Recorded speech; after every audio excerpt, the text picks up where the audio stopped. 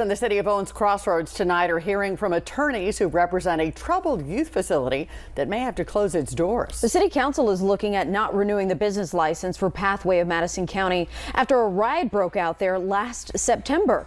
WAFF 48's Nick Ballinger was there that night and has been on top of this story ever since. Nick, this was your first chance to hear from leaders at Pathway pleading their case.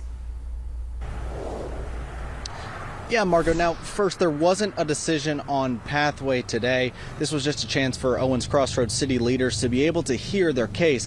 Now, the attorney who represents Pathway says that if they're allowed to remain open, then things will change. He also wanted to make it clear that the girls inside the Pathway facility are no different than any other teens in the area. He even cited examples of violence at public schools in the area, saying this was no different than the incidents at Pathway.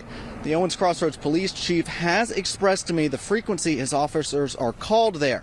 The Pathway is saying they'll foot the bill for some of those calls and will even invest in a $50,000 fence to prevent runaways.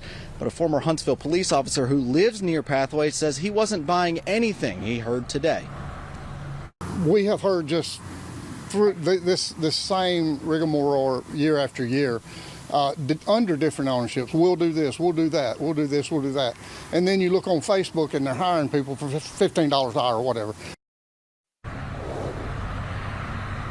Now, City Council will look over what was said in today's hearing, and they'll also hear from members of the public on what they think at tomorrow's City Council meeting. Now, if they decide to move forward with the non-renewal of the business license, there will have to be another hearing here at City Hall just like the ones today. I do want to make it clear that there are some people in the community that don't want Pathway to close. You can hear more about that coming up at 5. Reporting live in Owens Cross Roads, Nick Ballinger, 48 News, on your side.